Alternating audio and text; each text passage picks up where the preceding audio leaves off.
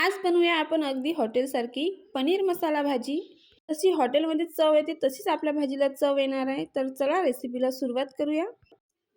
इथे मी 3 कांदे बारीक चिरून घेतलेले आहेत, 2 टमाटर घेतलेले आहेत आणि 1 पाव पनीरचे असे बारीक तुकडे करून घेतले आहेत। तुम्हाला एक रिक्वेस्ट आहे, जर तुम्हाला रेसिपी थोडीही आवडली तर एक लाईक करायला विसरू नका।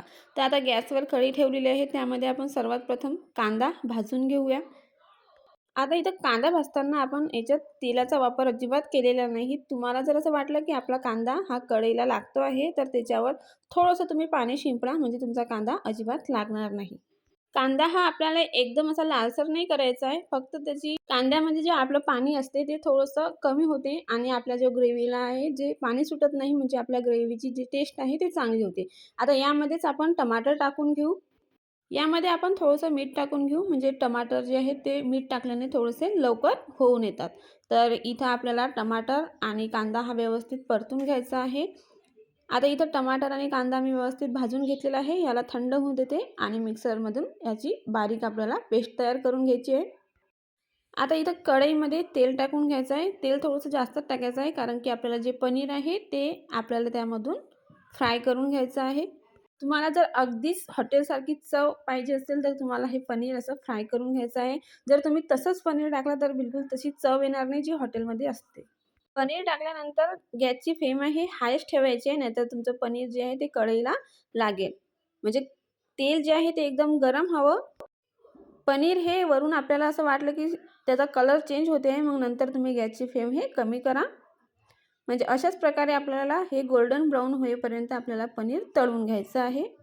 असा कलर आला की समजून जायचं आपलं पनीर झालेलं आहे। तर या पनीरला आपण काढून घेऊ आणि राहिलेलं पनीर ते सुद्धा असंच टाकून आपल्याला तळून घ्यायचं आहे। आता त्याच तेलामध्ये अद्रक, लसूण, जिरं बारीक करून त्याची पेस्ट आपल्याला टाकायची आहे। ते व्यवस्थित गोल्डन ब्राऊन झालं की त्यामध्ये आपल्याला बारीक चिरलेली थोडीशी कोथिंबीर टाकून घेऊ, याने भाजीला खूप छान चव येते। तर यामध्ये आपल्याला थोडीशी हळद टाकायची आहे। तिखट तुम्ही तुमच्या आवडीनुसार कमी जास्त करू शकता। तुम्हाला किती भाजी तिखट हवी आहे तर इथं मी 2 चम्मच मिरची पावडर टाकून घेतलेली आहे। तर यामध्येच आपल्याला आता पोहे खायचा जो चमचा असतो तो चमचा भरून आपल्याला 1.5 चमचा असा पनीर मसाला टाकायचा आहे। मसाले टाकताना तुम्ही गॅसची फ्लेम जी आहे ते बिलकुल कमी ठेवा, नाहीतर तुमचे मसाले हे जळून जातील। हवं असल्यास तुम्ही त्याच्यामध्ये थोडंसं पाणी मिसळून सुद्धा टाकू शकता। आता जे मिक्सरमध्ये आपण प्युरी तयार करून घेतलेली आहे कांदा टमाटरची, ते पण याच्यामध्ये टाकून घेऊ। आता मसाला जोपर्यंत तेल सोडत नाही तोपर्यंत ते आपल्याला याला छान असं भाजून घ्यायचं आहे। आपला मसाला जितका छान होईल तितकी भाजीची चव त्याची वाढते। त्यामुळे मसाला भाजताना अजिबात घाई करायची नाही, त्याला व्यवस्थित असं तेल सोडू द्यायचं आणि मसाला होऊ द्यायचा। तर इथे मसाला आपला तुम्ही पाहू शकता किती छान तेल सोडलंय। आता यामध्येच आपण तळलेलं पनीर टाकून घेऊ। आधीच पाणी टाकून नाही घ्यायचं, आधी जे पनीर आहे ते आपल्या मसाल्यामध्ये व्यवस्थित असं मिक्स करायचं, नंतर याच्यामध्ये आपण पाणी टाकून घेऊ। तर मिक्सरच्या भांड्यामध्ये धुवून मी इथं पाणी टाकून घेते। हवं असल्यास मी आणखी थोडंसं पाणी ॲड करेन। मी याच्यामध्ये थोडंसं पाणी आणखी ॲड केलेलं आहे। चवीनुसार मीठ टाकू। आपण ज्यावेळेस कांदा आणि टमाटर भाजलेला होता त्यावेळेस थोडंसं मीठ टाकलेलं होतं, हे लक्षात ठेवायचं आणि त्यानुसारच मीठ टाकायचं।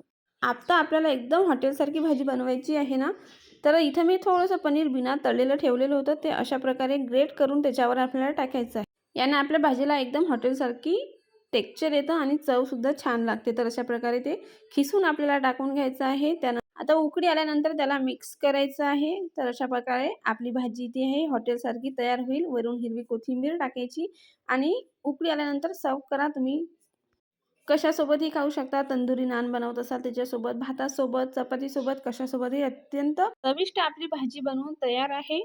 तर तुम्ही सुद्धा बनवा अगदी हॉटेलसारखी भाजी घरच्या घरीच। तर आजची रेसिपी तुम्हाला कशी वाटली हे कमेंट करून नक्की सांगा। चॅनलवर नवीन असाल तर सबस्क्राईब करायला विसरू नका।